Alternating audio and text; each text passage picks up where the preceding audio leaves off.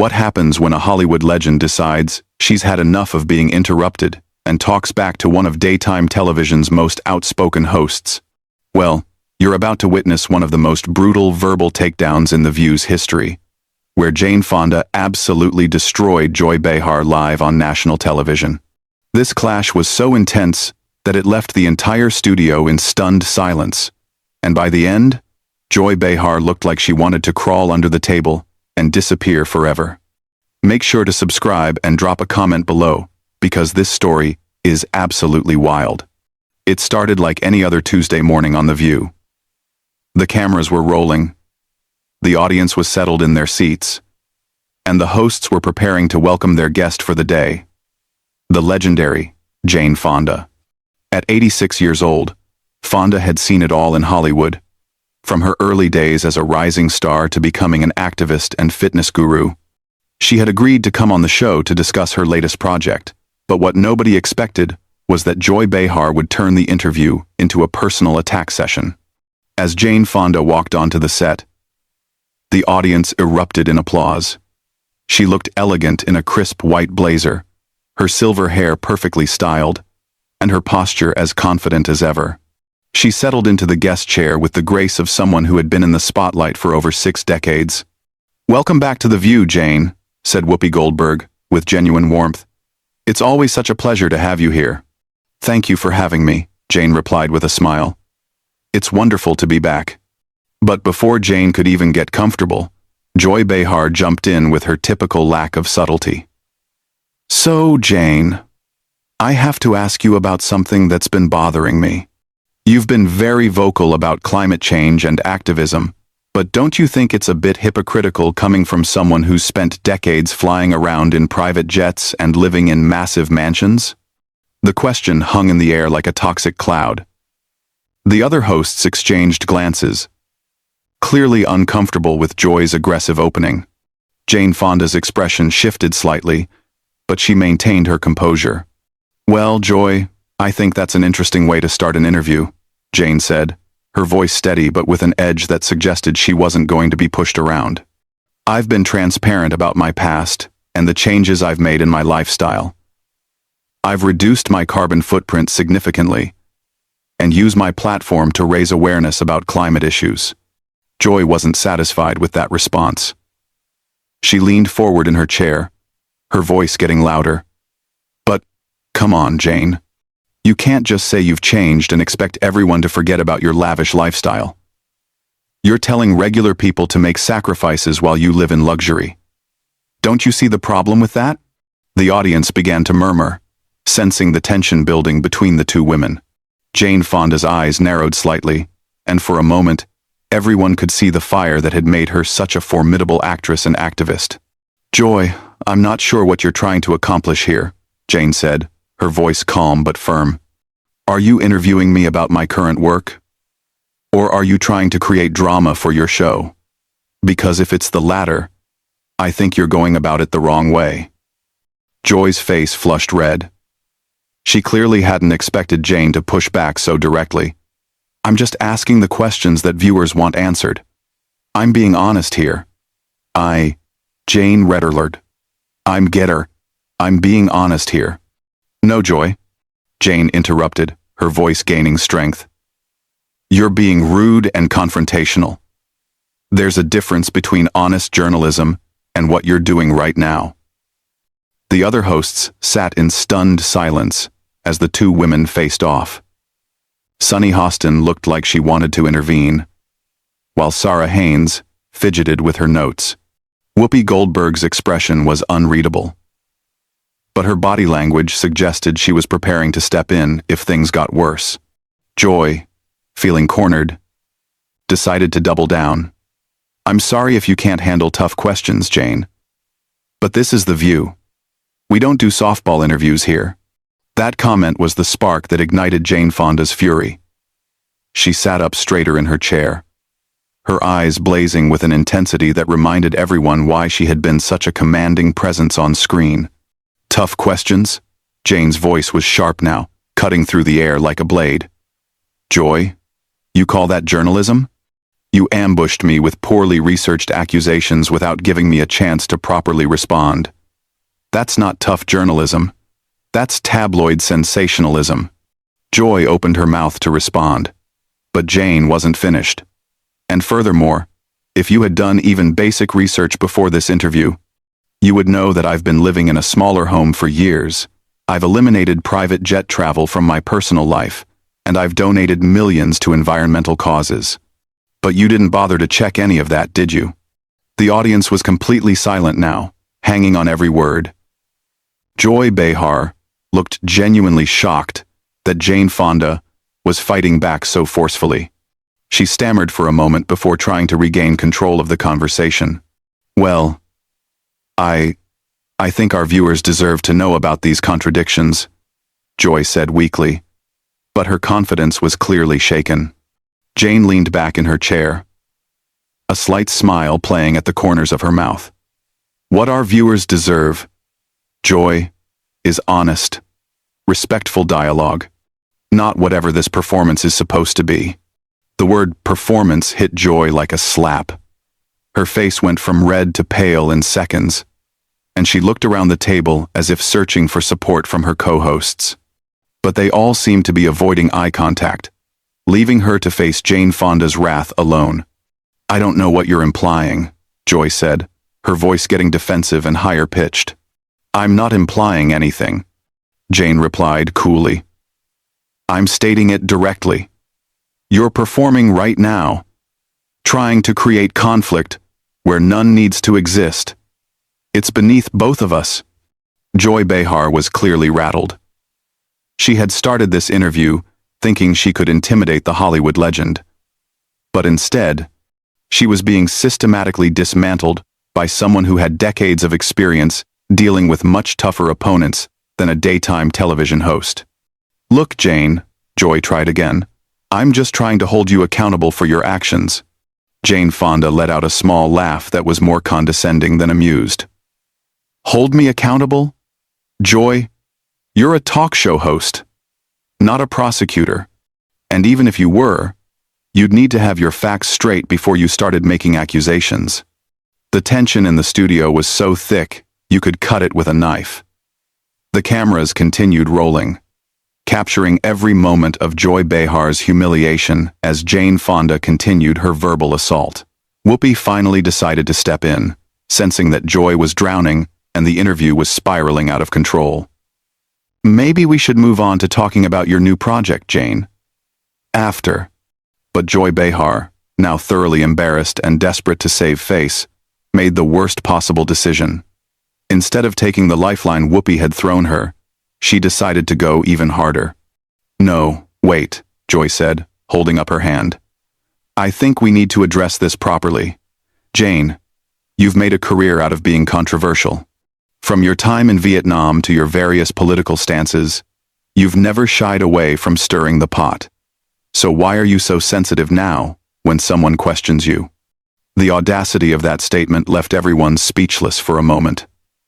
Jane Fonda's expression went from annoyed to genuinely angry. She had been trying to keep things civil, but Joy had just crossed a line that couldn't be uncrossed. Sensitive? Jane's voice was dangerously quiet now. Joy, you clearly don't understand the difference between being controversial and being ignorant. What you just said proves that you have no idea what you're talking about. Joy, emboldened by what she mistakenly thought was momentum, pressed forward. I'm talking about your anti-war protests, your comments about American soldiers. You can't just rewrite history, Jane. The studio fell dead silent. Even the crew behind the cameras seemed to stop moving. Jane Fonda sat perfectly still for a moment, and when she finally spoke, her voice had a steel edge that could have cut glass. Joy, I'm going to give you one chance to retract that statement and apologize. Because what you just said is not only factually incorrect, it's deliberately inflammatory and disrespectful to both me and to the veterans I've worked with for decades. But Joy, in her arrogance and desperation, made yet another catastrophic mistake. I don't need to apologize for stating facts. Your actions during Vietnam are well documented. Jane Fonda stood up slowly from her chair, and for a moment, it looked like she might walk off the set entirely. Instead, she turned to face Joy directly, and when she spoke, her voice carried the authority of someone who had faced down much more formidable opponents than a talk show host having a public meltdown. Facts. Jane's voice was controlled but deadly serious. Let me give you some facts, Joy. I spent 2 years visiting wounded veterans in hospitals. I've worked with veteran organizations for over 50 years.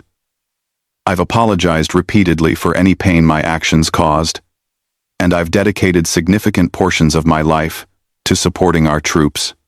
But you wouldn't know any of that because you didn't bother to research before you opened your mouth. Joy's face was now completely pale. She was realizing that she had stepped into quicksand, but instead of stopping, she kept struggling and making it worse. Well, That may be true, but the perception is still there, Joy stammered. The perception? Jane's eyebrows shot up. Joy, you're not reporting on perception. You're creating it. You're spreading misinformation and then hiding behind the excuse that it's what people think. Sarah Haynes finally found her voice and tried to salvage the situation.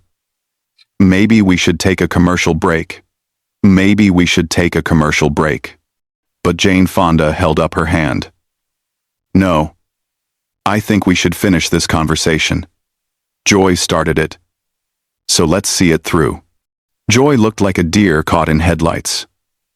She had clearly expected Jane to be an easy target, an elderly actress who would crumble under aggressive questioning.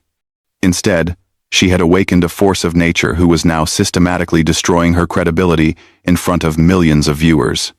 Joy, Jane continued, you have a platform that reaches millions of people every day. With that platform comes responsibility. You can't just throw around accusations and half-truths because you think it makes for good television. I wasn't throwing around accusations, Joy protested weakly. Yes, you were, Jane shot back immediately. From the moment I sat down, you've been making statements without basis, asking loaded questions, and now you're trying to relitigate history that you clearly don't understand. This isn't journalism, Joy. This is a hit job. The other hosts looked mortified. Sunny Hostin was staring at her hands, clearly uncomfortable with the direction the interview had taken. Whoopi looked like she was calculating how to end this disaster, while Sarah seemed to be in shock. Joy, now completely out of her depth, made one final desperate attempt to regain control. I think you're overreacting, Jane. This is just a normal interview. That comment was the final straw. Jane Fonda let out a laugh that was pure disbelief. Normal? Jane shook her head. Joy, in a normal interview, the host prepares by researching their guest. They ask thoughtful questions designed to inform their audience. They listen to the answers and follow up appropriately. You've done none of that. I did prepare, Joy said defensively. No, you didn't, Jane replied firmly. If you had prepared, you would know that I've spent the last decade working on climate documentaries, that I've been arrested multiple times for protesting environmental destruction, that I've put my money where my mouth is by funding renewable energy projects. But instead of asking me about any of that meaningful work, you chose to ambush me with tabloid-level gossip. Joy's mouth opened and closed like a fish out of water. She had no response because Jane Fonda was absolutely right, and everyone in the studio knew it. And another thing, Jane continued, her voice gaining momentum. Your approach isn't just unprofessional, it's lazy. You could have had a fascinating conversation about the intersection of entertainment and activism, about how Hollywood has changed over the decades, about the challenges facing older women in the industry. Instead, you chose to create fake controversy because you think conflict equals good television. The audience was completely silent, hanging on every word. Some were nodding in agreement with Jane, while others looked uncomfortable witnessing such a thorough professional dismantling. Joy finally managed to find her voice again, but it came out as barely more than a whisper. No, Joy, Jane said, sitting back down but maintaining her intense eye contact. You were trying to score cheap points at my expense. There's a huge difference." The weight of Jane Fonda's words settled over the studio like a heavy blanket. Joy Behar looked smaller somehow, deflated and defeated. She had started this interview thinking she was going to expose hypocrisy, and instead had exposed her own lack of preparation and professionalism. "Furthermore," Jane continued, clearly not finished with her devastating critique, "the way you've conducted this interview says more about you than it does about me. You've shown your viewers that you're more interested in creating drama than in having meaningful conversations with your guests." Joy tried one more time to defend herself. Jane tilted her head slightly, a gesture that somehow managed to be both elegant and condescending. "Joy, there's a difference between tough questions and rude behavior. Tough questions are well-researched, relevant, and asked with respect. What you've been doing is just being combative. For the sake of being combative." The silence that followed Jane's words was deafening. Joy Behar sat frozen, clearly struggling to process the fact that she had been so thoroughly outmaneuvered by her guest. But Jane Fonda wasn't finished. She had decades of experience dealing with hostile interviews, difficult directors, and challenging situations, and she was about to use every bit of that experience to deliver a final blow that would end this confrontation once and for all. "You know what the real tragedy is here, Joy," Jane said, her voice now calm but still carrying that underlying steel. "You had an opportunity to have a real conversation with someone who has lived through 7 decades of American history, who has seen the entertainment industry evolve, who has been on the front lines of social movements. Instead, you chose to waste everyone's time with this performance." Joy's face was now completely drained of color. She looked around the table desperately, but her co-hosts were all avoiding eye contact. They had clearly decided that Joy had dug this hole herself, and they weren't going to jump in to help her. "I think maybe we should move on," Joy said quietly, her earlier bravado completely evaporated. "Oh, now, you want to move on?" Jane's eyebrow arched perfectly. "After you've spent the last 10 minutes making accusations and spreading misinformation, now you want to change the subject? That's very convenient, Joy." The audience was riveted. This wasn't just an interview gone wrong. This was a masterclass in how to handle a hostile interviewer. Jane Fonda was systematically dismantling everything Joy Behar had tried to accomplish, and she was doing it with the grace and precision of someone who had been in far more challenging situations than this. "Joy, let me ask you something," Jane continued, leaning forward slightly. "When you were preparing for this interview, what exactly did you hope to accomplish? Did you think you were going to expose some great hypocrisy? Did you think I would crumble under your questioning? What was your end game here?" Joy opened her mouth, but no sound came out. She was completely speechless, trapped by Jane's direct questioning, with no way to escape without admitting that her entire approach had been wrong from the start. "Because from where I'm sitting," Jane went on, "it looks like you invited me on your show not to have a conversation, but to use me as a prop in whatever narrative you had already decided to tell your viewers. That's not journalism, Joy. That's exploitation." The word exploitation hung in the air like a bomb. Joy's hands were visibly shaking now, as she tried to figure out how to respond to such a direct and devastating accusation. I never intended to. I mean," Joy stammered. But Jane cut her off with a gentle but firm gesture. "Joy, I want you to listen to me very carefully," Jane said, her voice taking on an almost maternal tone that somehow made her words even more cutting. "I've been doing interviews for over 60 years. I've faced hostile journalists, aggressive prosecutors, angry protesters, and hostile studio executives. You are none of those things. You're just a talk show host who thought she could score points by being rude to an elderly guest. And that's not just unprofessional. It's sad." The audience gasped audibly at Jane's use of the word sad. It was delivered with such quiet authority that it hit harder than any shouting could have. Joy looked like she had been physically struck. Whoopi finally decided she had to intervene before things got even worse for Joy. "Jane, we really appreciate you being here, and I think maybe we should wrap up this segment." But Jane held up her hand politely. "Actually, Whoopi, I'd like to finish this thought if I may. Joy started this conversation, and I think she deserves to hear my complete response." Joy looked like she wanted to disappear into her chair, but Jane wasn't going to let her off the hook that easily. "Joy, you mentioned earlier that I've been controversial throughout my career. You're absolutely right about that. But there's a crucial difference between being controversial because you're fighting for something you believe in, and being controversial because you don't know how to conduct yourself professionally." Jane paused for a moment, letting that distinction sink in before continuing. "When I protested the Vietnam War, when I spoke out about women's rights, when I fought for environmental causes, I knew I would face criticism. I was prepared for it because I believed in what I was doing. But what you've done today isn't brave or principled. You've just been rude for no reason other than you thought it would make for entertaining television." Joy finally found her voice, though it came out as barely more than a whisper. "I'm sorry if you feel I was rude." "I don't feel you were rude, Joy," Jane replied immediately. "You were rude. That's not a feeling, that's a fact. And your apology would be more meaningful if you actually understood what you're apologizing for."